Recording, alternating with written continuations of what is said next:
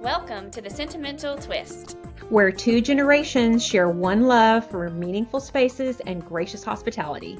I'm Brittany. And I'm Melissa. Let's gather around the table and talk home, hosting, and all things sentimental. Yay! Welcome y'all, episode 10. Yes, we're the last episode for this season. We have had such a great time. We appreciate everyone who's followed us on our podcast launch journey. We have been loving what we're doing. We can't wait for season 2, which is going to be jam-packed full of holiday and fall things, which happen to be mine and Brittany's favorite times of the year. Brittany's going to get herself situated back with going back into school. I'm going to be in Maine the month of August and then the first week of September. So that'll give us a little bit of break to enjoy things. Brittany to get some work done, get situated back in the school year, and then we'll be back with you at the end of September. And we'll take you all the way through until before Thanksgiving, right? Yeah, I think that's what we plan for. And then maybe one episode in December, like a Christmas special, Yeah. Well, we'll come with our Christmas finest. And Yeah. then we'll take the month of January off because that's a kind of a month for reset and putting Christmas decorations away, getting the kids back to school and college, and then we will be back to you in February for all things Valentine's and spring. So, yeah. Planning ahead because we intend to keep this thing going as long as we can keep it going. Yeah, our goal is to get on Jenna and Hoda. Actually, Hoda's not there. Jenna and Friends. That's our goal. Yeah. Maybe Or Hoda will join us that day, though. to be featured in a magazine. So if there's anybody out there in the literary world who works for Meredith Publishing, I think does Southern Living, we want to be in a magazine because we think our podcast is nothing. There's nothing else like out there. So I'm Melissa. You can follow me at Home with a Twist on Instagram, on homewithatwist.com on my website, and then also on YouTube at Home with a Twist. And then be sure to follow us on our Instagram page for our podcast, which is the Sentimental Podcast on Instagram. Yes. And Sentimental Twist Podcast. The Sentimental Twist Podcast. Yeah. Oh gosh, yeah. So I'm Brittany and I'm at Brittany Shepard on the Instagrams. And my website is thesentimentaldecorator.com and YouTube is Brittany Shepard TSD. And right now all I post on YouTube are the podcast episodes, but maybe in the break I'll start planning to have some more YouTube content. So we'll see. Yeah, some how-tos. I have a few how-tos and things on mine too. Yeah, So you have a pretty good channel, like lots of things. Yeah. Awesome. So we're going to kick off the show with hosting and gracious hospitality. Mm-hmm. And I read an article recently in Real Simple that Ina Garden gets nervous about throwing dinner parties, still gets nervous after all these years, and she shared her tips for making hosting less stressful for herself. So that just goes to show you, I know we've talked before, we had a sweet listener named Luz who said she still gets nervous when people come over. And I think we all kind of have a little bit of anxiety before we host because we just want it to be so special and, it's got our personal stamp on it. But as we have said before, our whole shtick is it's not perfection, it's about intention. Mm-hmm. So let's hear what Ina says about trying to make things less stressful. Mm-hmm. There are so many things to do and never enough time. I always think I should vacuum behind the refrigerator before people come over. So I sit down and I make a list of everything I can do in advance, dividing it among the number of days left into the party. Okay. So 4 days in advance, she'll decide on a menu, which I think is cutting a little close. I'm sooner than that. Yeah. I'm like, the minute I drop my invitation, I'm automatically thinking about what we're going to cook. Sometimes I think about that before I even invite people. Yeah. Yeah. So she'll decide on a menu, make a shopping list, and plan the cooking schedule. I'm specific. The shopping list will say 2 pints of blueberries and 12 ounces of olive oil. I'm not that specific. Are you? No. I just kind of know. If I'm writing out a long shopping list, I organize it by section: dairy, meat, and fish, produce, shelf goods, freezer, and miscellaneous. I definitely don't do that. Nope. Let me ask you, do you do an old-timey paper list or do you do it on your phone? Can I tell you a first world secret? I don't go to the grocery store anymore. I have everything delivered. Yeah, I do too. I try to use Walmart, but isn't there always just one thing you forget? From time to time, yes. Or they'll Mhm. not have something. That's always a little tricky. But because we have Publix, I use Instacart and I typically Yeah. do Publix delivery. One thing I wish that Walmart would do, and I hadn't thought about, do you have to pay for Instacart? Hmm. Okay. One thing I wish that Walmart would do, and maybe they do it and I just don't know how to figure it out, is to start a grocery list that you can save Hmm. and then import that into the actual date you schedule to either pick it up or have it delivered. Hmm. Because I like to kind of, as I know I need ingredients or I run out of things, I kind of like to populate the list, but it makes it like it goes into your cart, but then you have to pick the date. You have to like tell it Yeah, you do. then. Yeah. Hmm. Okay, so the schedule will read 5 p.m., boil the potatoes. 5:30 p.m., turn the oven to 350. 6 p.m., put the lamb in the oven. So she's super specific, which, you know, you have to Wow. do what works best for you. And if Hmm. you've never tried this method and you still freak out over dinner parties, maybe you might want to try Ina's method. Hmm. 3 days before, I'll shop for the non-perishables such as flour, butter, sugar, and onions. So on the day of the party, I'll just need to buy perishables like fish and blueberries. Okay, so she grocery shops a A lot. lot. That's just too much for me. Yeah. I don't like to grocery shop that much. Do you No. remember you used to love to grocery shop? Mm. You never did you love to ever grocery shop? I mean, I used to love it. Yeah. I do too, and I don't like it now. It's just like a time suck. And I find that, I mean, I say that I don't go to the grocery store anymore. I still do. But I find that I'm always trying to save time. And so I try to do it all in one trip. And the thing about delivery that has helped me is I only get what I need and I'm not just meandering through the store and on a whim being like, I need those cookies or I need that ice cream or I need this or that. So I do kind of, it's better for my budget. It's better for my waistline sometimes. I would So, agree. I would agree. I don't like I can't tell you the last time I actually physically with a cart went into Walmart. And I say Walmart because it's 2 blocks from my right. house. And I do think their prices are the cheapest compared to we have an Albertsons and I just feel like their prices are super high. So I do use Well, Walmart. But I used to back in the day when I did grocery shop is I would wander over to like the clothes, the shoes, or the candles, and I would always end up with the stuff that I really just didn't need. So I do agree with you. I like the being able to shop online and just get it delivered or pick it up. yeah, I don't love going in the grocery store anymore like I used No, to. I don't either. Mm. Okay, so 1 or 2 days before, Ina says she sets the table, polishes the silver, irons the napkins, and arranges the flowers. If the flower petals are tight, they will come when they come from the florist. It gives them a few days to open and look gorgeous for the party. I do agree with that. Usually I Hmm. buy my flowers at Trader Joe's Hmm. if I've got time because it's about a 10-minute drive versus the Albertsons, which is just down the street. But I find that Trader Joe's flowers are The high best. quality, low price, lasts for weeks. Yep. But I do agree that if you're going to especially set the table with roses, it's good if you can get them like 2 or 3 days before your party. Hmm. Hydrangeas, I'd probably wait and buy those the morning of, or the night before. She takes out all her platters and writes post-it notes, and you've said you've done this Hmm. on them to say lamb goes here, orzo goes here. Just when I'm ready to serve isn't the time I want to realize that the last time I hosted, I broke my favorite platter and forgot to replace it. So planning ahead as much as you can. I do write down when I make a casserole ahead of time and I put foil on it, I take a Sharpie and I write 350 for 1 hour. That Hmm. way, if the recipe's not handy, I'm not scrambling to, because everybody wants to visit with you when they show up and you still have things you have to do. But I think one of the things you can do to help that is to enlist help. If you Hmm. still need to assemble the salad, ask somebody else to do it. For sure. So what about you, Brittany? What are some time savers or things that you do to help to reduce stress? Well, I have sort of a process similar, I guess, but I'm not as specific or as what's strategic maybe as to Mhm. Ina, but I make my grocery list, I get my groceries. I usually get them the day before the event, even the fresh things because they're going to be fine the next day. And I do that with the table. I try to do it the night before. If it's an evening get together and not a brunch, I may wait till the morning of because I do like to sort of make that a part of my day, the ritual of setting the table and planning for guests. But one thing I always try to do is make sure I have all the pre stuff done, like that I know that I can get done ahead of time that doesn't have to be right at time when guests are coming, and take about 30 minutes to freshen myself up and just kind of be before guests come, and have a little moment to, check my lipstick, fluff my hair.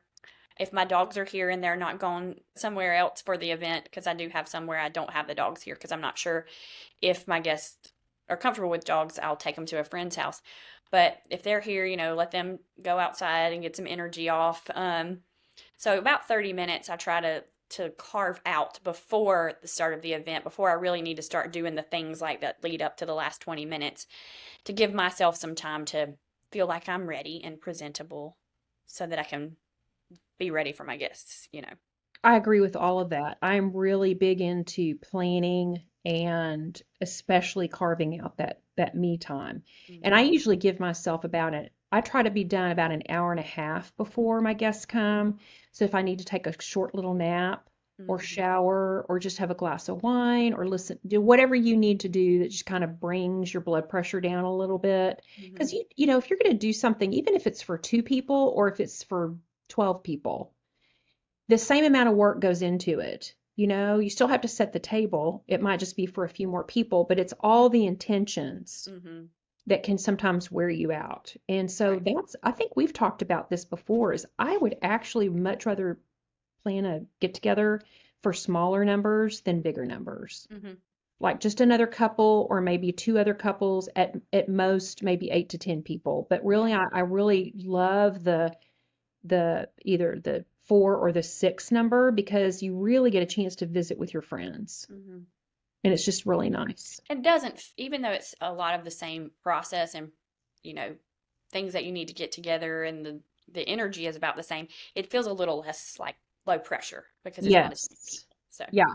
Yeah. And my favorite kind of party is when my friend says, I don't want to wear any makeup. Can I just show up in t-shirts and shorts? And I'm like, you know what? yeah. In fact, I had my friend Catherine and her husband Bill over for dinner a couple of weeks ago. And I texted her earlier in the day and I said, do you have on makeup? And she said, yep. And I was like, oh, darn you.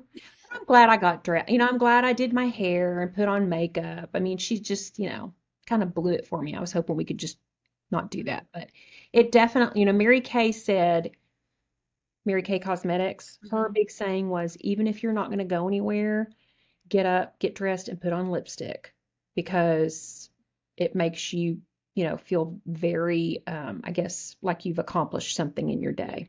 So, okay, Right. well, that was great. Good Yeah. tips. Yeah. Thanks, Ina, for being vulnerable with us on Yes, that. exactly. I mean, if Anna can be nervous, you can be nervous too. You know, Yep. that helps you to know that everybody gets nervous, Mm-hmm. but just choose the way that you want that helps you to relieve some of that anxiety. And in the end, remember, these people are coming to see you Yep.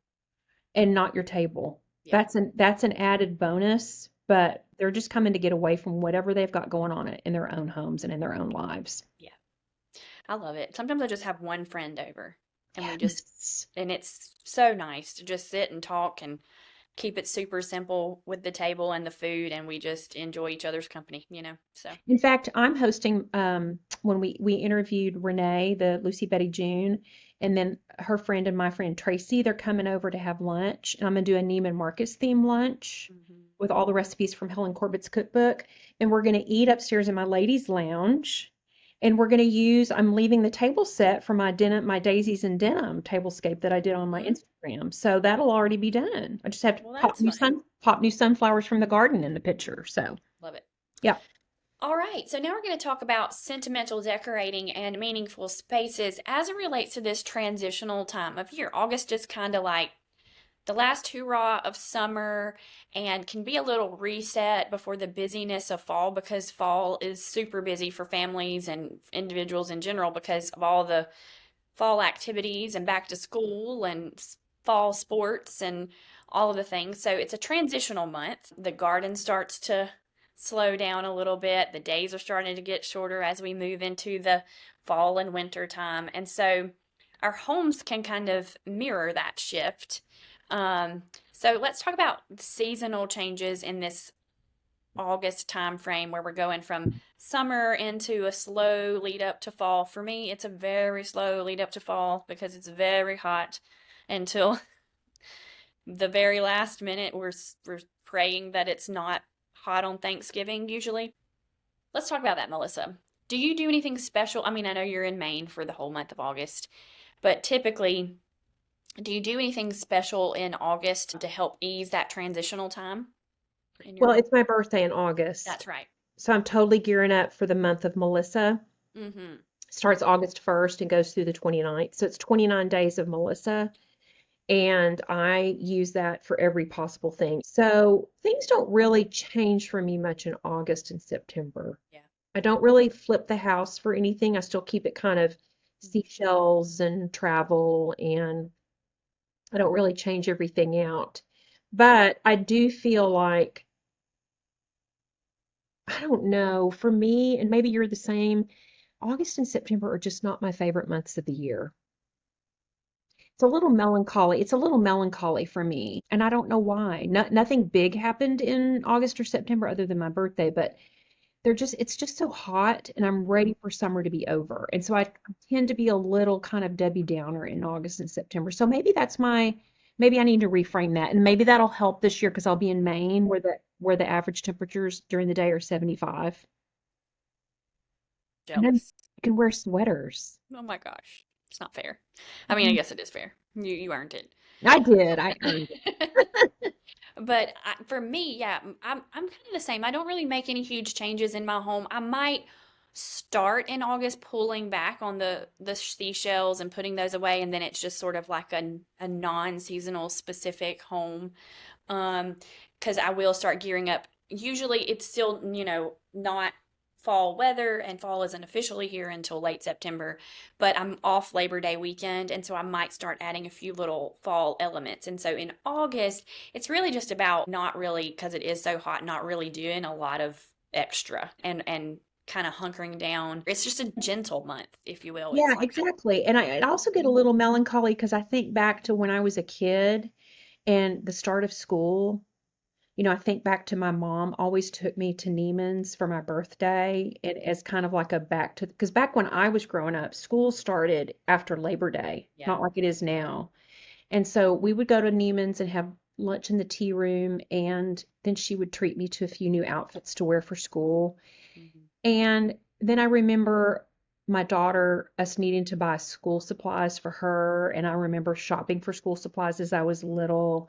And I don't know, it just makes me kind of melancholy to think back on those days and that, their time is fleeting.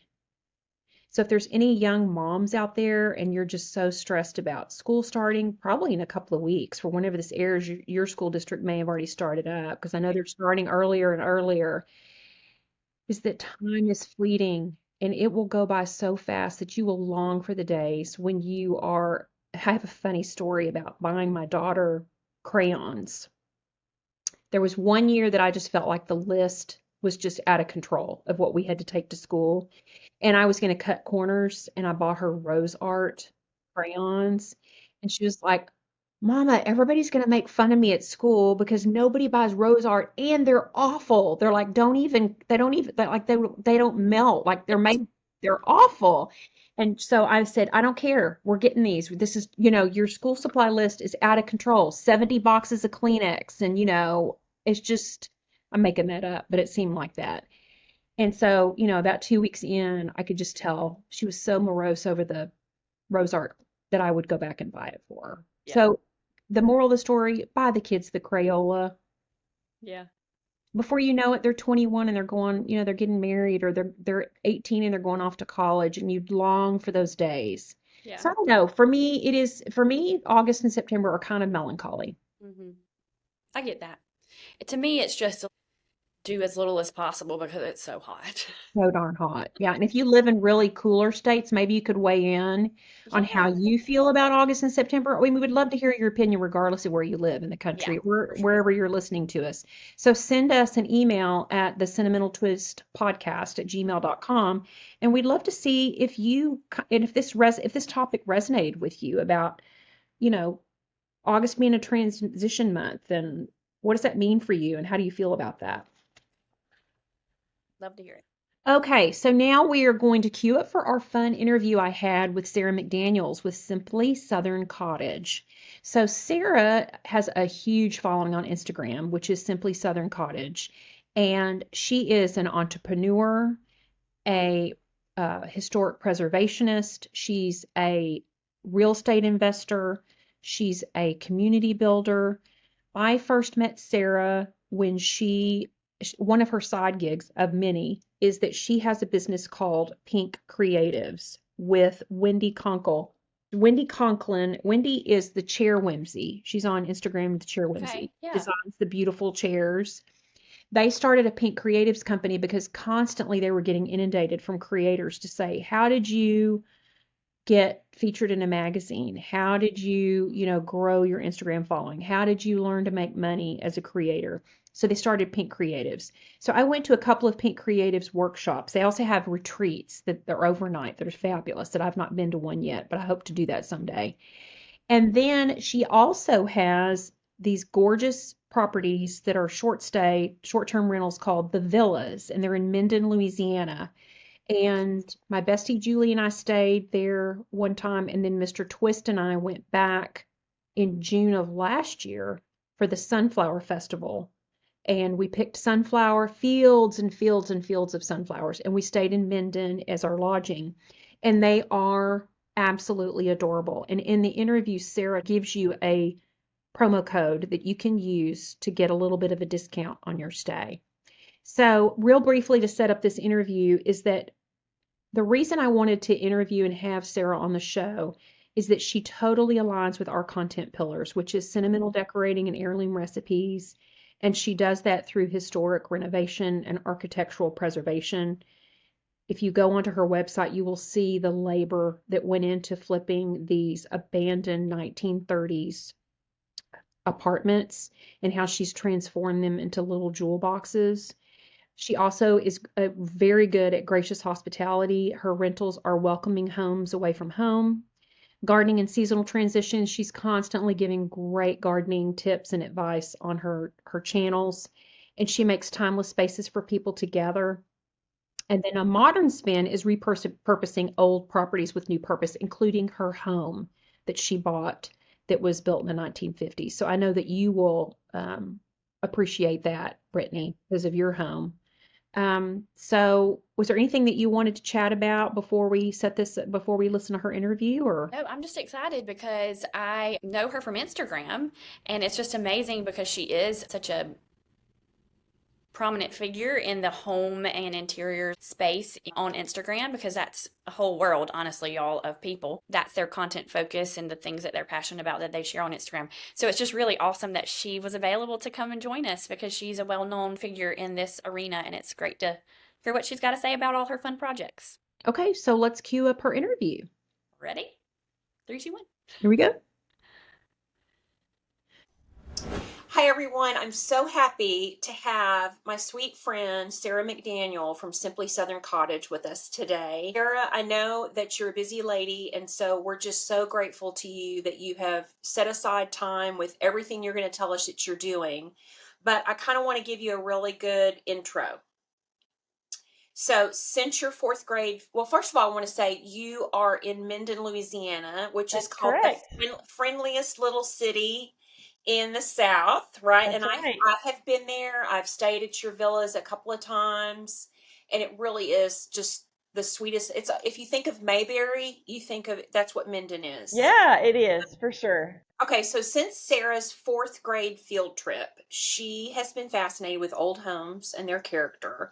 And she's been restoring homes since 1998. Hmm. Has a lovely story to share on her website, simplysouthern.cottage.com, about how she found her own historic home. I loved hearing that 2-year journey to finally get your own home. Yep.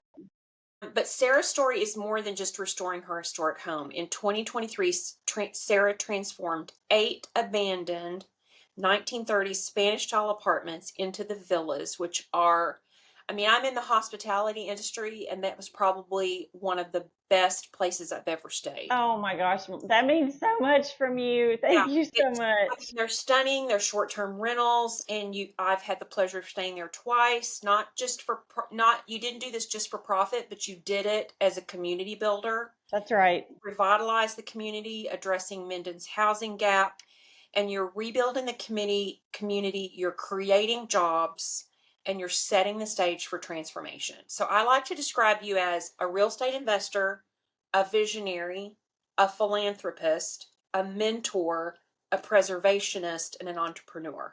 Oh my gosh, that makes me want to cry. It's true, and it's so much, but it's so life-giving, and it's so true. Okay, so we've got so much to talk about in just a short period of time. Okay. You hit your mission hits all of the pillars of our podcast, which is you create stays for your guests that feel like soulful hospitality, which is our gracious hospitality and confident hosting is one of ours. For sentimental decorating, you preserve old architecture as living heirlooms. And your gardening and your seasonal content on your Instagram is creating spaces that evolve with their people. Yep. So you got it. Okay. Yes. All right. So Sara, you bought and renovated the villas, which were decaying, had bullet holes and asbestos and all. Yep. With deep intention. What drew you to those particular homes? Gosh, I'm crazy, Melissa. Let me just tell you that, first of all. And I love a good challenge. I love being able to accomplish things that other people don't want to accomplish or that they say can't be done. And so these villas were built in 1931. And at the time, we have newspaper articles that say they were the most state-of-the-art, like family apartments in the state of Louisiana in 1931. So that's really saying a lot. But for whatever reason, and we don't know why to this day, I would love to find out, but they went out of use in the 80s. And so they sat vacant for about 40 years.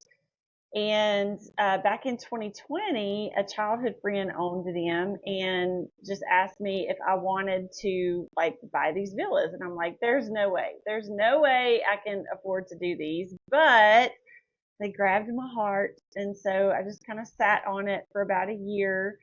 Looked at all the money. I don't know if I'll ever make money on them. We'll see. But they are historically significant for our area because you don't see Spanish-style architecture in Northwest Louisiana. And so I just felt in my bones that they needed to be saved. And obviously, nobody else was willing to put up the money, the investment, the time, the tears, the headache. And so I took it on. And how in the world I survived it, I don't even know, but I did, and here we are. That's the short version. It only took 18 months, actually. So from start to finish, it was 18 months, and we did them alongside Cottages and Bungalows and American Farmhouse Style magazines. So they were their project house for that year. So we had magazine deadlines. We had to meet every 2 months to show progress, which added a whole nother level of stress to it. And so I was really pushing my team to make this happen, and we met every deadline. I don't know how we did it, but we did. Yeah, I mean, that's unheard of to complete a project as massive as that in just 2 years. Yeah, that's right. And did they help finance the project too? They did not. Okay. They did not help finance. All of the money for that. Yes, that's right. Wow. Yeah. So it was featured in their magazines, but you had to still come up with the money. That's right. Yep. Okay. And I mean, they did help us get, sponsorships for some of the decor and the materials and things like that, but they did not put any financial investment into it. So that was all me. Well, they're just each of the rooms, and y'all be sure to go on to Sara's website because there is a little tab at the top, I think, that says Minden Stays. Yep, that's right. And each one is a little jewel box. It is so hard to pick which one you're going to stay in. That's right. They're all decorated differently, from calming neutrals to wild, crazy, florals and patterns. And there's one even decorated for the dudes. Just one, though. Oh, I've stayed in that one. I stayed in the very first one as you stayed. Okay. And then I stayed at the one that was probably maybe third from the back.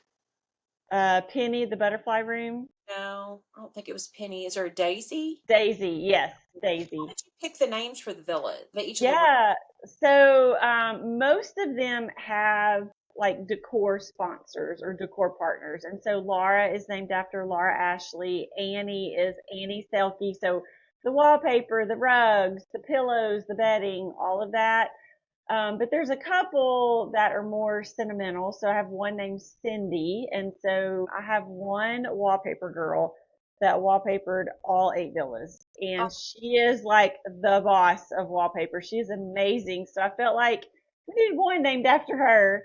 And then the masculine one is named Wheeler. So Wheeler is my maiden name. And it kind of has a photography flair. So my biological father was a photographer. And so I wanted to, kind of throw a nod back to my roots and who I am.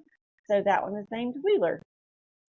well, you just threw me a little Easter egg there because I didn't realize that there's the story about a biological dad. Oh, yes. Okay, that's probably going to be in the book, right?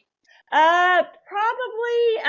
That's a whole nother long That's story. That's a whole other But podcast. it's not a bad situation. It's not it is what it is. Sure. And so my dad that Instagram and Facebook all know is actually my stepdad. And I have Okay. shared this before.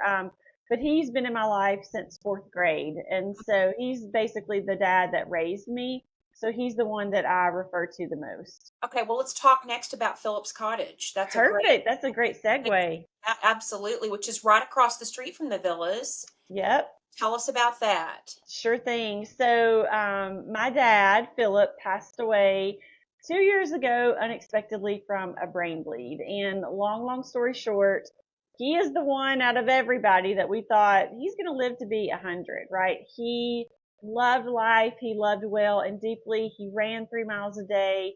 He poured into people tirelessly, like his entire life, as a high school guidance counselor, as a teacher, as a youth pastor, and even was a youth pastor, in his mid 70s, staying up all night playing volleyball with these kids, taking them to centrifuge.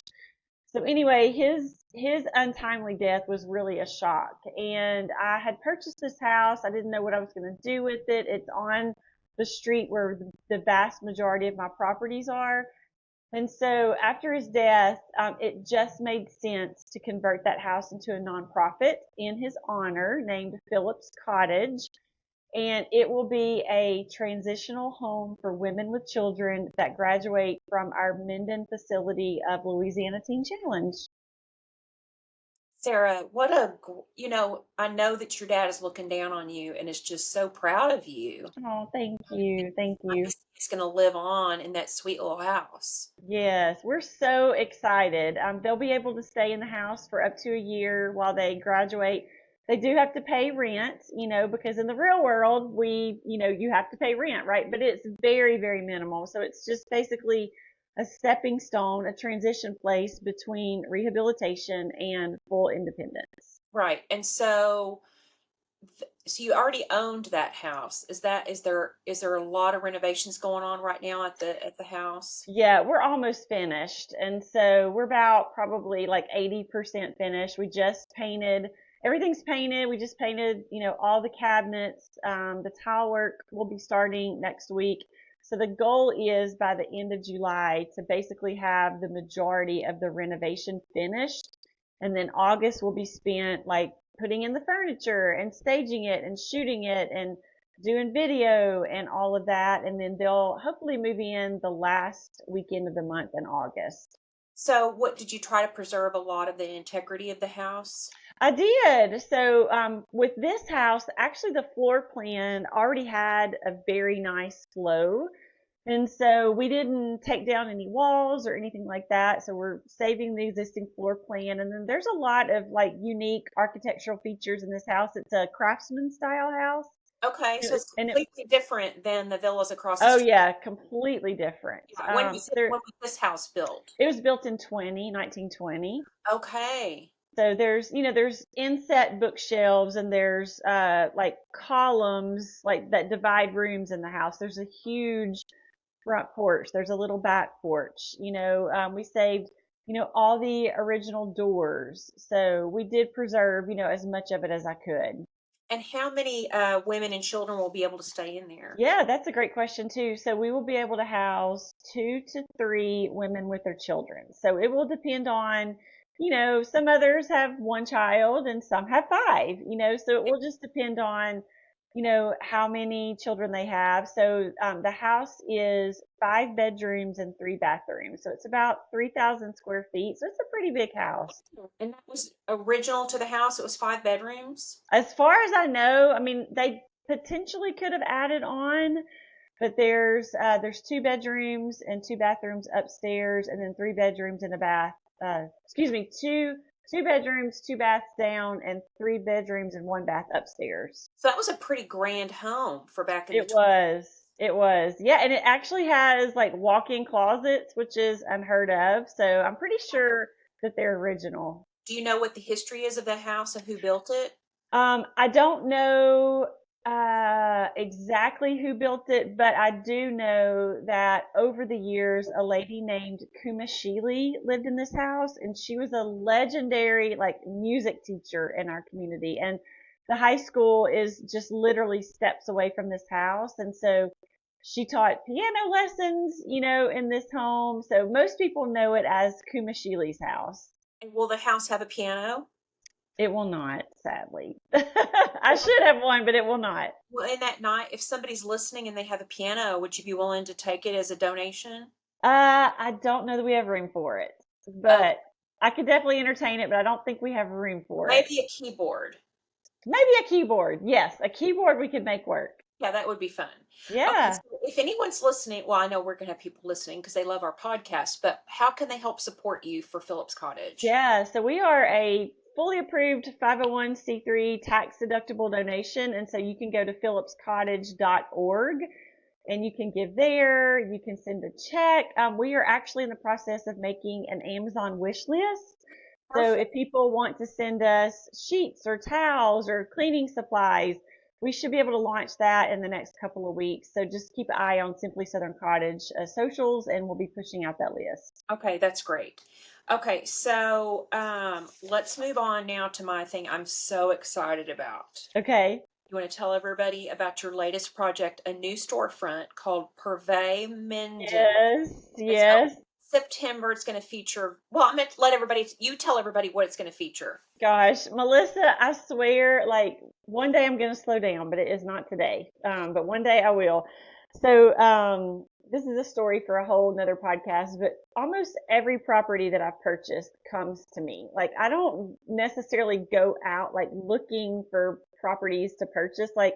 I just get a phone call or somebody sees something and then my wheels set in motion and I figure out a way to make it happen. So that's how this storefront happened. So I bought a historic building in downtown Minden, built around 1931-32. It's been a grocery store. It's been a millinery. Most recently, it was an Optimum Cable Company office. So anyway, there are 2 storefronts and there are 16 sleeping rooms upstairs. So it was formerly a hotel, but all I'm committing to this minute is 1 storefront. That's all I'm committing to. We'll see what happens. But it is going to be the cutest little shop called Purvey Minden.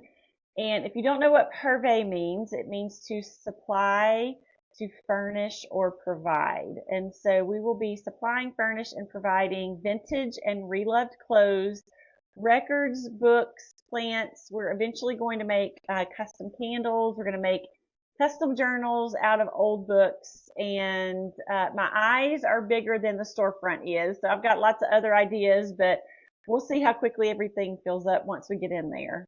And how many square feet will that little retail shop have? It's pretty small. It's maybe 1,300 square feet. So you have room to develop other opportunities there. I do. So we're, like I said, I'm just committing to that storefront first, but there's a whole nother storefront. There's 16 sleeping rooms upstairs. So we'll just see, how the money flows and what doors open. When does your brain slow down? It does not. It does not. Isn't it funny how we're sleepy, and then as soon as our head hits the pillow, Oh my gosh. you start thinking about, well, let's see, I could do a reel about that. And let's see, ooh, I need to get those records. And oh, that would be cute to hang it there. And I mean, It is, wow, yes, it is I cannot always wait. on. Do you listen? Do you have records? Do you listen to records? I don't. We actually have a record player in our Annie villa, but I don't have one at home. Oh, But I hope, you need to yeah, get a record player. I got yeah. one for Mother's Day, and Okay, it's a Crossley. Is that what okay. the brand? And it's animal print. Oh my gosh, so It cute. is the cutest little thing, and I've started, recollecting records, and there's just nothing like sitting and listening to Yeah, a record. That would be yeah, great. All right, yeah. so look, we've got. I want to ask you a couple of questions because I know Sure. people that are out there are aspiring real estate investors. They're dreamers, they're entrepreneurs, and they're like, oh, I just wish that I could pick Sarah's brain.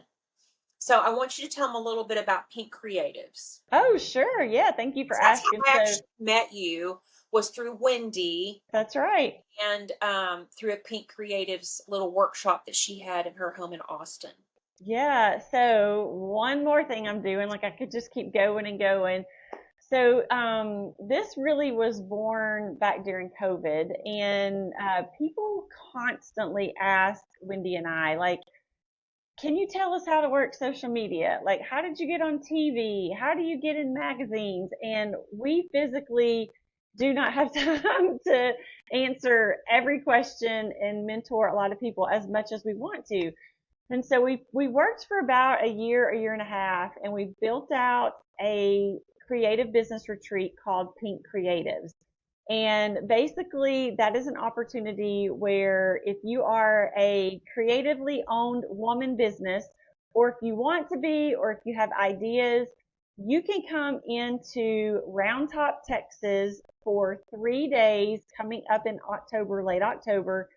And we literally like pull back the curtain on our creative businesses. We tell you how much money we make, how we do it, how we get on TV, how we create social media content. And we actually have revised our curriculum, because things have changed since we launched this. And so we're adding in like how we utilize AI, for example, to help us in our businesses. And so that will take place end of October, and we actually still do have some openings. And if anybody would like to learn more about that, the website is pinkcreatives.com. So you're also doing that this year? Yes, that is in late October. Yes. Somehow I missed that on my Instagram because I do follow Pink Creative, so I'll have to look to see if I can maybe swing that if you have a few more. Yeah. Yeah, we do have a couple more openings. Are you doing it at the Frenchie? Yes. Yeah. Oh, So we do part one at the Frenchie, then we do a part two at the villas in Minden, and that will be typically in February. And then we have added a part three, and we do that at Wendy's house in Austin. so are you saying that that's all part of the same deal for October? It is.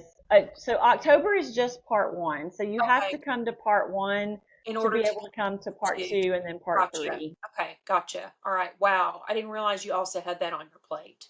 We do. Okay. For new homeowners and hostesses, what should they know when designing with history in mind? Oh gosh, I try to preserve as much of the original character and details as I can while adding in modern flair. So for example, the house that I live in, the house that started it all, if you will, like I reused as many of the original light fixtures as I could. Do I just love them? No, not necessarily, but I did try to preserve those. I tried to preserve all of the original doors. So every door in my house, except my front door, is original. I did have that bright yellow door, handcrafted. And then obviously, reclaiming the hardwood floors. Um, Trying to preserve as much of the original layout as you can. So even though you may not love things about the house that's full of history, there's just something to be said about repurposing and reclaiming those details and honoring that legacy and just reusing them. there's a little guy, I can't remember what his name is or his handle on Instagram, and his thing is to show a lot of 1950s style homes Oh, fun. that literally have not changed since. Yeah. Yeah, I mean, they're like original.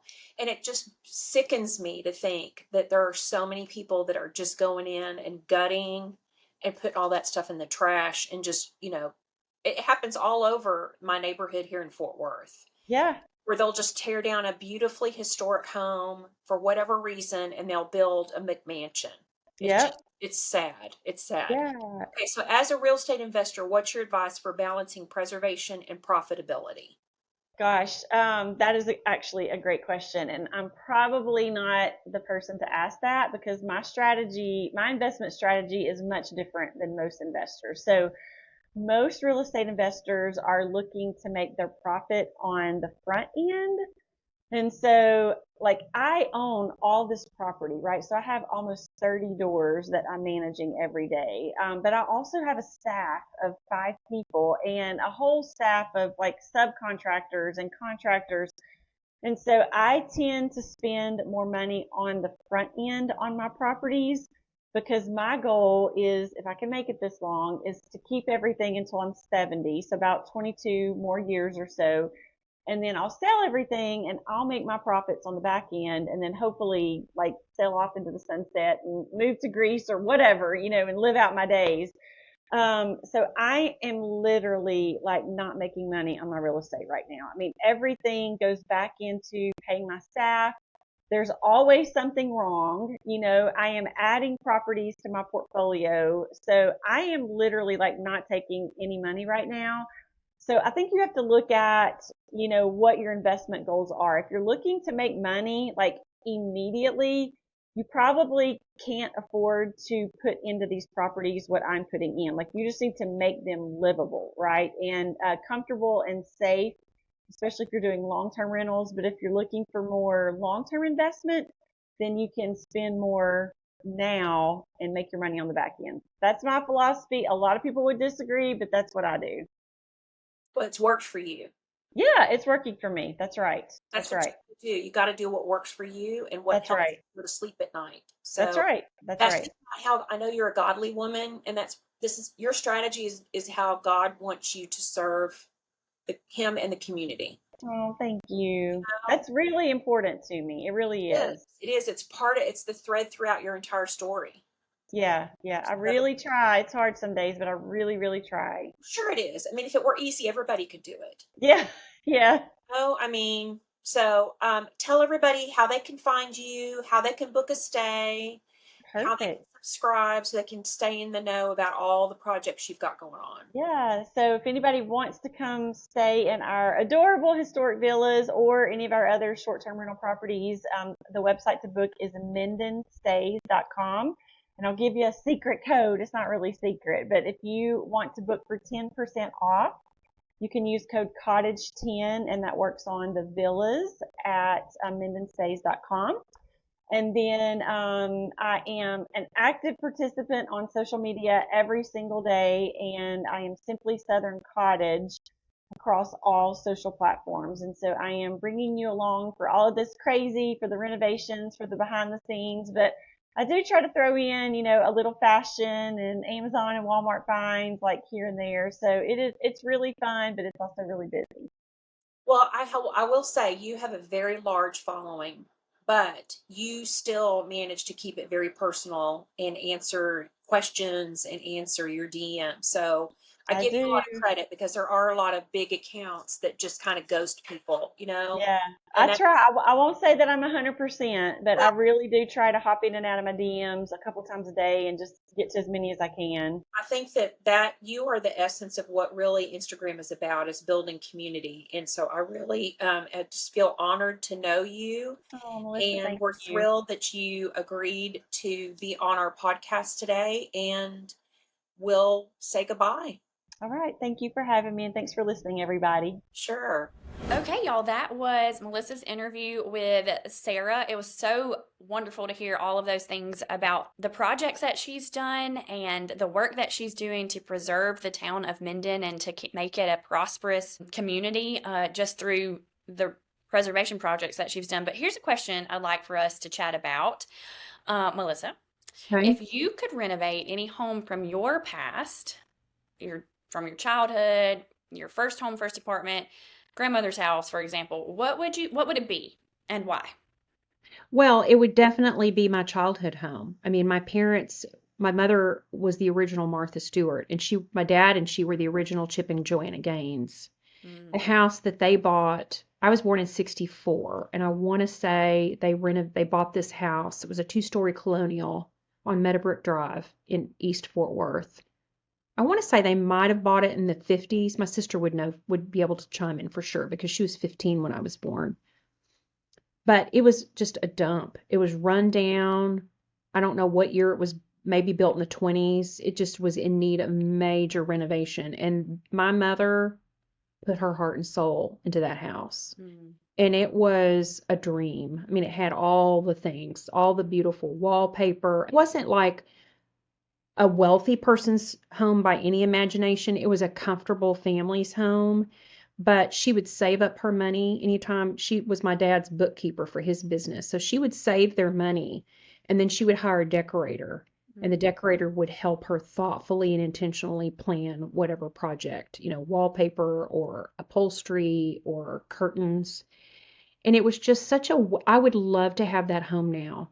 I Mm. would totally, and of course now I would probably make it maybe a little bit more open concept for the kitchen and the dining room because back then everything was very segmented like it is a lot of older homes that have not changed their footprint. But you walked in and it had this foyer with the staircase, and then to your right was the large living room that had a study attached to it with a bathroom, full bath. And to the left was a dining room, and then you walked through, and it had another side entry porch. And then you walked through the dining room through the kitchen. So there really wasn't a way for your guests to get to the kitchen unless they either went through the through the living room or through the dining room. So Mhm. I'd probably make that a little different. And what's interesting, my mother raised 4 kids in that house, and there were only 2 bathrooms. Wow. I don't know how she did that. They only kept the one bathroom upstairs. They never added another bathroom. Mm. So I probably would have added another bathroom. They did renovate it after I was older, and they took 2 small bedrooms and made them into their primary bedroom Okay. and made it. And then there was a little room off that they used as their room to watch television together at night. Mhm. But sadly, I drove by it when I was on that side of town recently, and it was it's in really bad shape. It's probably in the condition it was when my parents bought it. Mm. There's no landscaping. The shutters are all gone except for one shutter that only has one slat, and it's like hanging by a thread. They've got garbage cans, an old like abandoned truck. I mean, it's awful. Mm. It's awful. And I just want so badly to go knock on the door, but then I know if I stepped inside, it would ruin me. Yeah. And when my parents sold the house, sadly, they were like, we need to downsize, and because the neighborhood had changed, and they put it on the market and it sold within like 3 hours. Mm. But anyway, that probably would be what I do. What about you?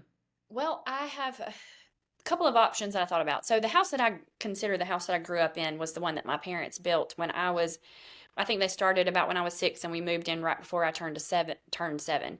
So I wouldn't touch it because it was perfect. I might need to update some things just for the times because it was built in the early 90s. But it was beautiful. And it went through a time where when we sold it, the people that bought it didn't take very good care of it, but the people that own it now are bringing it back to its glory, Oh, and I'm so so that makes me happy. glad. But the house that I lived in until we moved into that house was just even smaller than the house I have now, and I have dreamed about renovating, like had actual dreams of going back and renovating that house. And it was in town. Like the house we built was kind of out in the country-ish, but for the first 5, 6 years of my life, we lived in a neighborhood on a street, and it was like the trick-or-treating street of the town, Oh, wow. and because it's a small town, 2,500 people, if that. Sure. But I've dreamed about renovating that house, so I would love to do that. That would be so fun. And I have so many memories. I was so young, but I think photos from that time help me remember it more, you know? So that one, or the first house that I bought, and I really regret selling it. The first house that I bought here in 2014, I renovated in my mind all the time still, and I wish I would have kept it and renovated it a little bit more and used it as a rental property for that kind of income. So I kind of kicked myself for doing that because my mortgage payment was so nothing. I bought it for like $70,000, and Oh, yeah. so I wish I would have kept it. And I had plans, to renovate it and keep renovating it and live there. But when my mom passed away and I inherited all of her beautiful things, I didn't have space in that home and I needed to upgrade. It was about 1,300 square feet, if that. And so I made the decision to buy my last house then. And so I sold it, but I kind of wish I would have kept it. But, hindsight. And when I was growing up, my parents had a weekend farm that we would go to, and I wish that we could have held on to that. Mm-hmm. My parents didn't do anything with it because we weren't there enough to justify a huge remodel, but I'd love to have it now. I mean, it could just be a little storybook cottage, but we can imagine those things, right? Right. And like Sarah, if it was the right time, investment wise, with interest rates and things, I would love to do a lot what she does and rent it. Like the town I live in has so many beautiful historic homes that need some love. And I would love to do that. Anna and I have talked about that from time to time, how fun it would be to take on some of those historic homes. Well, I think you should consider it because, in her interview, she talks about that, she's a risk taker and she does when I asked her about what is her investing advice, and she said she does the opposite of what most investors do and waits until the end to recoup her profits. Mm-hmm. I mean, Yeah. you just never know. Never know. It's for me now, not only that, it's time. I just Sure. don't have the You just time. don't have the time. Yeah, that's you heard that she literally goes and blows every single day. Mm-hmm. Why do you think people are craving so much more meaning in their spaces right now? This sounds almost like I shouldn't say. I think COVID did us a favor, in that we were home more and we were with our people more and we were needing to find joy in that instead of being out and about all the time. And I do feel like I became more of a homebody during that time. And it was a time in my life. It was, almost 3 years after my mom died, but that was when I kind of found myself at home, and my own style and my own ways to interpret the heirlooms. And so I think COVID was kind of the start of that. I've always been that way a little bit, the meaningful thing, but a lot of that being home more and wanting to feel at home. But I think COVID kind of kicked that off and made us realize that really home is where we find our true selves and can be our true selves and making it meaningful. And I think it spun off. We can see that just from the way even social media has changed since COVID times. I see a lot more gardens happening and a lot more home content and a lot more of people coming back to those kinds of things that maybe our mothers and grandmothers had when they were younger, the feeling of being home and having a special place for home and for your family. So I totally agree with you on the whole COVID thing. I mean, it was tragic for a lot of people. They lost family members. People lost jobs. Mm-hmm. But for me, it really solidified my love of just being in my home. Nothing makes me happier than to have no plans and to just putter around my house. I know. Or to have a friend over, or, just I don't want to go anywhere. It's like I've always told Mr. Twist and I talk about this, is that our entertainment is our backyard, our outdoor kitchen and our pool, and just sitting at home and watching a good Netflix movie, and after a day of working in the garden. I mean, I think people crave meaningful spaces because maybe as we get older, we realize, we talked about this earlier, is that time is fleeting. And if you think about the fact I'm retired, but you're still working, and so you only get X number of hours in your home to enjoy it before you've got to go back to work. Mm-hmm. And so I'm really leaning more into retirement of just waking up and going, I just want to putter in my garden today, Mm-hmm. or I want to make a pot of soup or granola or whatever, or do nothing, take a nap, Yeah. enjoy being with my pets. So, Mm-hmm. Oh, yeah. okay, so everybody be sure to give Sara a follow. We just thank her so much for her Yes. hospitality and coming to speak with our listeners. Follow her on simplysouthern.cottage.com and on Instagram at Simply Southern Cottage. She has a book coming out, which she did not talk about. And then y'all might want to travel to Minden. Be sure to take advantage of her promo code because she's going to be opening that darling store in Minden, Purvey, Minden. Yep, September 1, I think was her target date. So, Yeah, okay. check it out. Yeah. All right, now it's Blessed. We had to share time where we share something meaningful, something we found, something we've seen, something we've loved, some news that we have. All the things that we can't wait to tell you about is what Blessed we had to share is about. And so I went first last week. Melissa, why don't you go first this week? Okay, so I don't play Mahjong, but I want to learn how to play Mahjong. Do you know I how to went to my play? first class Was recently. it overwhelming? Yes, it Oh, is a thinky game. I'm It's not a fun, thinker. I'm not a thinker. but we only went to one class so far, and it wasn't even the whole process. And we were like, what? But I think once you like learn it and you get the hang of it, it's probably super fun. But it's a thinky game. You do have to think. Well, I have the mats, so there's that. I got these gorgeous mats. I'm going to try to undo them so you can see at least some of the pattern. But this is Cute. one. These are from my friend Catherine. These are her original artwork that she made into mats.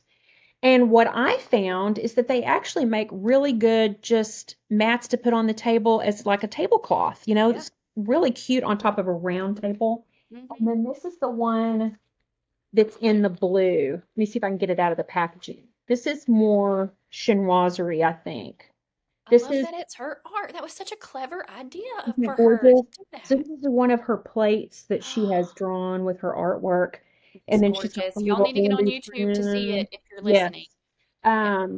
And so you can find her at Catherine White Art on Instagram or catherinewhiteart.com. And they're only $75, which I think is a bargain for a Yeah. Mahjong mat. And then Yeah. you just add your Mahjong sets. And so now I just need to get a set of Mahjong tiles Mhm. and a teacher. Yeah, I think I'm going to sign up to take a class at the local community college you should. because I think it's like a series of classes. Mm-hmm. And hopefully it's people like me who are not good at all at thinking. Well, you have to, it's fun. It Yeah. is fun, but there's a lot of rules and a lot of things to remember.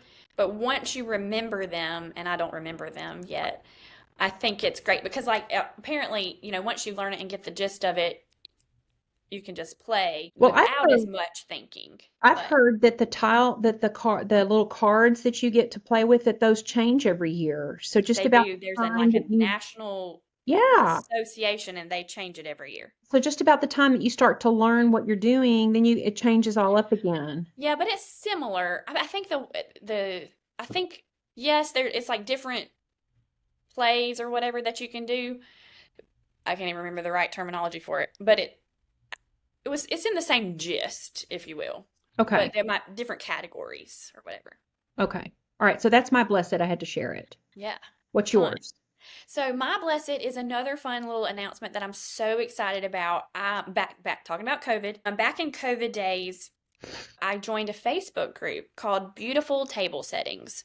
And if you are not in the Beautiful Table Settings Facebook group, I think there's over maybe 200-some thousand. But anyways, it's this great little community of people that love pretty tables. And COVID I was already doing tablescapes a lot for fun and having guests over, but I had all these Easter tables planned, and then COVID happened and I couldn't do any of them. Well, I did them. And I posted them in this group. I joined this group. And I've been a member now for 5 years, and it's grown in such a way that they have what they call the bash, the Beautiful Table Settings bash. And they have it in different locations. I know they've done it in Wetumpka, Alabama, which is near Auburn, and then Vicksburg, Mississippi.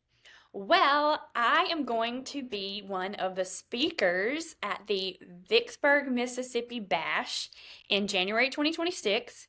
It's from the 29th through the 31st. They've asked me to come and do a demonstration presentation on sentimental style, but also my little Instagram series that I do, one pattern, three ways. So where I have one dish pattern and I style it like in a casual way, a sentimental way, and an everyday elegant I way. love it when you do that series. And so I am going to do that in January, and it's in How Vicksburg, Mississippi, which is a exciting. cute little town. And you can follow me. There's a website that is set up. I don't know if it's set up. It's not set up currently when we're recording this, but it should be in the next few days. But definitely in August, and you'll be able to get to it if you follow me on Instagram because I'll share it there. But you should check out the Facebook group if you're not a member of the Beautiful Table Settings Facebook group. But yeah, this will be fun. Anna and I are going to make a girls Great. trip out of it, How and fun. going to stay in a cute little inn, like a bed and breakfast. And yeah, I'm excited. It should be fun. That is So if great. y'all Well, are interested in coming to the Bash in Vicksburg, Mississippi, check it out. I'll have to see how far Vicksburg is from Fort Worth. Let me think. I drove, it's on 20, Let me Google it. off of 20. Or as my mother would say, So let me goggle it. it's probably about 6 hours. Okay, Is my let's guess. see. How far is Vicksburg, Mississippi from me?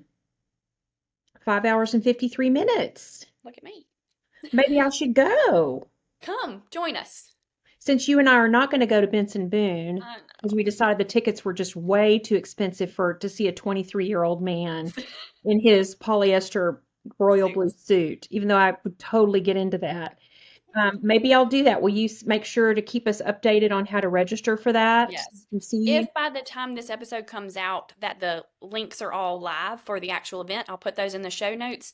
But otherwise, you can on my Instagram. I'll share them. And Well, that's exciting news, and that's right up your alley. I know people is. will really benefit from your knowledge of how to set a beautiful table. I mean, I don't feel like an expert by any means, but it's just something I love to do and love to share. And it's just a joy to be asked to do something like that. Were all the dishes that you have belong to your mom? Like the Not pork all of like them. the A pork lot of them. and A lot of the ones I have are mostly my grandmother's. okay. And then I have one or two patterns that were my mom's, and then I have two patterns that she collected for me.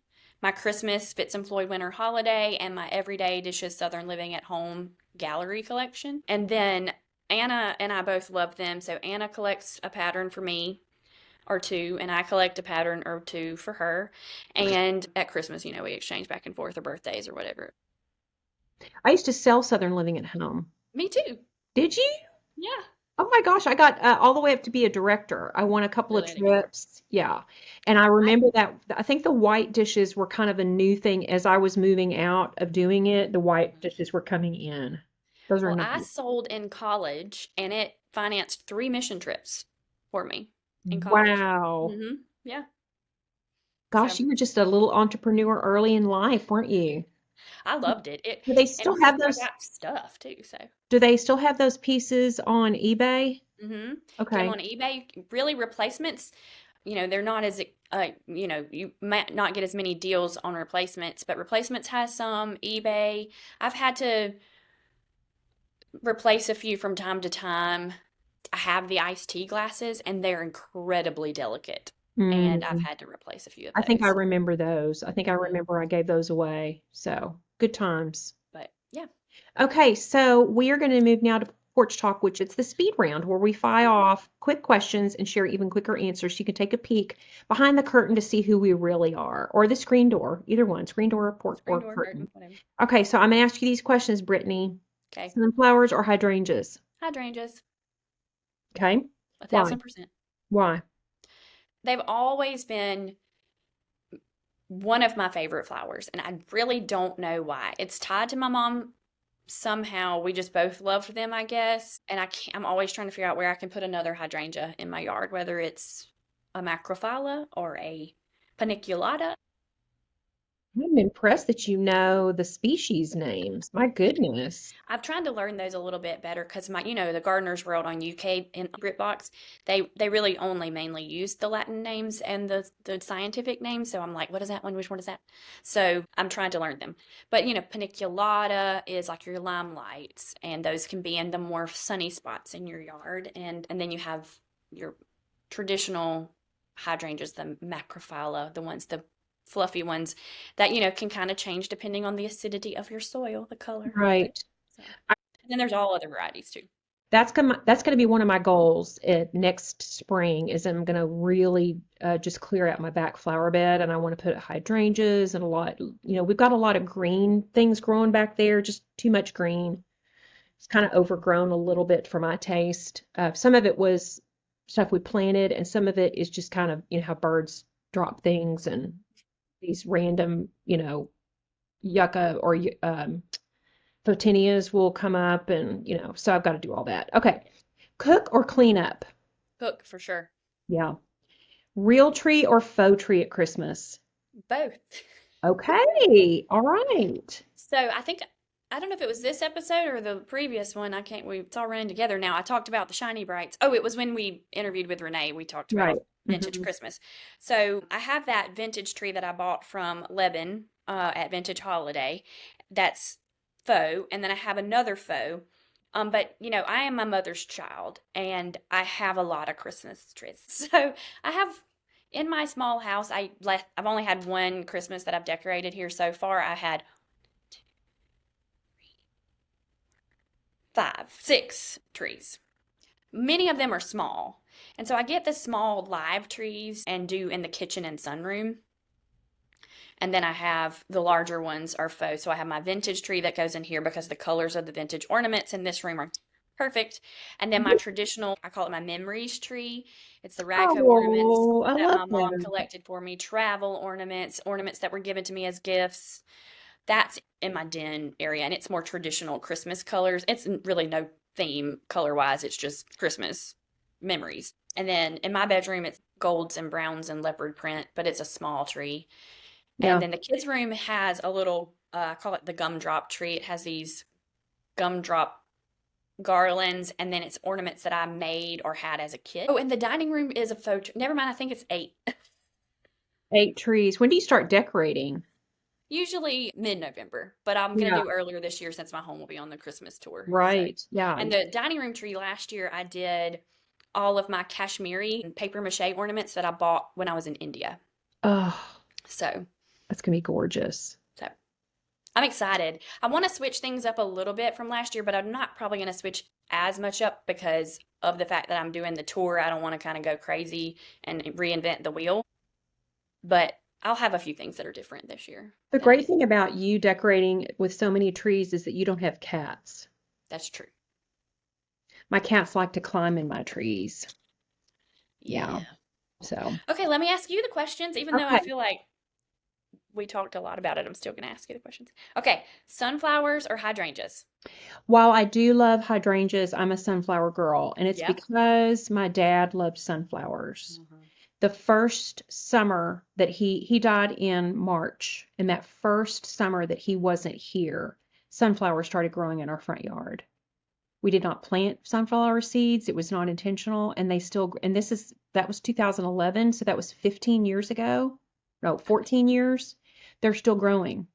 In fact, I just picked some the other day from a Daisies and Denim's tablescape, and every year they come back. So I have to say sunflowers. And when I take down my patriotic Americana on my porch, I usually fill the little wall basket with sunflowers.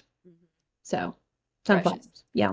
All right, cook or clean up crew? I cook. I love to cook, but I try to clean as I go I do too. so that there's not any major cleanup. Now, Mr. Twist, he's the opposite. He will he's still canning and the kitchen is a disaster and he waits until there's a pile of dishes. I just like to clean as I go so that I don't have, and I also like to have an empty dishwasher when guests come Oh So yeah. I may run it before they get there and empty it. Hmm. And that way, if I have a guest who wants to help me clear the table, they can just stick it right into the dishwasher. Right. And But that's a definitely, lot of what I do too is I don't mind the cleanup, even though I'd rather cook the right. cleanup. I think when I answered for sure, it was like those cleanup when it's all mostly hand wash stuff. Yeah, I don't like that. In fact, a lot of times I won't do that till the next day. Like Yeah, if I I don't. leave I just have my that people put the evening, stuff and I'll do it I'll, later. I'll do it the next morning when I wake up. Hmm. Maybe that next day. Some days it could sit there for a couple of days. Yeah. It just depends on my mood, how Hmm. tired I am. Okay, last question. Real tree or faux tree at Christmas? So I'm a faux tree person because I like to control when I can put my trees up. Hmm. But I will say, growing up, we always had a real tree. My mother, every year, there was a nursery that was near our house. It was Hilscher's Nursery. And every year, he would call her and say, Ernestine, I just got she always wanted a flock tree. And Oh, he'd say, Ernestine, I've got some really pretty flock trees in this year. You want one? And she would always say, Yep, send me your biggest one. And they would deliver it. And then mother and I would decorate it. And it was usually, I have most memories of our ornaments being turquoise. I don't remember her changing up the tree every year, for different ornaments, but I do remember the turquoise ornaments. Now, it depends on my energy level and it depends on whether I'm going to have a party. I do like to have a tree in my bedroom. I like to have a tree in whatever room most people are going to be in, which would be our family room probably. I like to put one in the front window just because I like the lights to see through the window. Yeah. I usually put one in a guest bedroom, sometimes in my office, and then this year with my ladies' lounge being finished, I'm definitely going to put a tree. And you gave me you inspired me when you said a memory tree. Is I think I may put all of my childhood ornaments on that tree. And I like skinny tree. I like tall, skinny trees because they don't take up a lot of space. And I think most of my tree, and in my bedroom, I have a gold tinsel tree. Now, on my patio, I keep up year-round a tree because I like the lights. And in that one, I have birds and birds' nests. So I'm waiting for a bird to think that those are real and want to like make a nest in my tree. That would be like the ultimate. I do a live tree on my patio with outdoor lights Yes. this year. Yes, you Be should fun. totally do that because that would, live trees are so hard. You've got to constantly water them Hmm. and you have to make sure you got one that hasn't just been, they cut trees months in advance and stick them in a cold chiller without water. Oh, So you have to make sure that you get a tree that's not close to already being dead in order for it to drink that water. yeah. Okay, so we're going to switch to our next one, which I'm going to let you cue up, Brittany. Okay. Well, since this is our last episode of the season one is coming to a close. We're calling this one From the Desks of Melissa and Brittany. This is our personal dispatch where we share what's currently filling our calendars and inspiring our hearts and making us laugh. And from creative projects and travel plans to the little surprises that are in store. And so, Melissa, since I queued it up, do you want to go first? Or you want me to go first? Sure, I'll go. Mine. I'm going to finish out the rest of the month traveling in Maine. And just this morning, Mr. Twist came in and said, "Hey, what would you think about a whale watching trip?" Ooh. So we're going to do whale watching. We're going to plan lots of hikes. There's a blueberry festival near where most of the things we're going to be going to are going to be day trips, maybe an hour or two. We're about 40 minutes from Canada, and we're taking our passports, so we may go to Canada. Good. But our house that we've rented is right on an inlet, so we're 100 yards from the water. So one thing I didn't show it as my blessed because I have to open it is I found a little art shop on a trip I took to Little Rock, Arkansas. And it's a little leather-bound journal that they hand make them, and then they custom fill it with watercolors, a sketchbook, a pencil, and a watercolor brush. So I'm going to take that because I really want to do some sketching. I want to spend a lot of time outside, drinking my coffee, having my wine in the evening, just embracing nature, going for walks. But I'm super excited about that. And if anyone loves to receive postcards like I do, we will put the link in the show notes for how you can go on, and it's a Google Doc I have you fill out to let me know, do you want a postcard? And if you do, give me your name and address. And then it also gives you an opportunity to sign up for my website to get my monthly emails. So I'm going to be doing that and sending postcards from my travels and just enjoying the cooler air and just going on adventures with Mr. Twist every day. Yeah. What And when about you get you? back in September, just kind of reset and uh, reacclimate to life at home for the Yeah, fall. Yeah. doing laundry and Yeah. maybe enjoying my pool a little bit more. I know my animals are going to super miss me, but Yeah. I've got some great house sitters lined up, and Hazel's going to get to go to my other bestie, Mary's house in Austin for about 2 weeks for a little vacay with Mary. So I know that'll be fun. Yeah. What about you, Brittany? Well, I'll finish out August with the walkthrough of the Sentimental Style Starter Kit and our little private group with those that joined me there. In the beginning of, well, August is just back to school, back to real life, back to the swing of things and the schedule. And then, I've got the candle collaboration I mentioned last time that'll launch end of August, beginning of September. My dad's birthday is in early September. It's Labor Day weekend, so we'll celebrate that. And I don't know, I'd love to go on a little mini vacation. I haven't been on a vacation this summer, and so even if it's just a trip to the beach for the weekend, or maybe go somewhere where it's not so hot, like maybe go up to the mountains and get some cooler nights would be nice. I don't know. So football season's kicking off soon. I'm a Georgia Bulldog. I went to the University of Okay. Georgia. Is that like, And is yeah, that what but I you're don't saying? bark at people. I Okay. can't stand that. I can't stand it. I do the bark when we do the like go dog sick woof, woof, woof at the beginning of the football games or during kickoffs. But I can't stand the whole barking at people. Did you ever used to Um, watch Modern Family? Wasn't I he a bulldog? yes, but I don't remember what his school, but he did that, the barking. Yeah. Yeah. And Claire hated it. Yeah. It's funny. But yeah, that's kind of my fall. It's just the roll into fall season, and it's still blazing hot. But the good thing about this time of year is the green peanuts. So not completely ready for harvest, but the ones that we can dig up and boil for boiled peanuts. It's that time. So the best boiled peanuts are green boiled peanuts. And I don't know if y'all do boiled peanuts. Do you do boiled peanuts over there? No. Uh-uh. So it's the official snack food of the South. Boiled peanuts, you can get them in roadside stands and stuff throughout the year, but those aren't typically green boiled peanuts. And so green boiled peanuts, when you dig them up early before they're ready for harvest, and they're perfect for boiling and having good boiled peanuts for football season. And my brother usually does a ton and freezes them. And Do you yeah, boil them in the shell? yes, you boil them in the shell in salted brine water. You make Oh, wow. and then that's the whole ritual of it, is opening them and eating them. So Okay, how cool. All right. salted. So Well, I'm closing out the show. It's my turn yeah. this week for a share of sentimental quote, a story, a note of encouragement. One of my favorite um, books that I like to read, it's like a devotional. It's called The Pivot Year, and it's by Brianna Wiest. And it's 365 days to become the person you truly want to be. But I think this kind of goes in along with what we talked about with August, of how August is kind of like a transition month.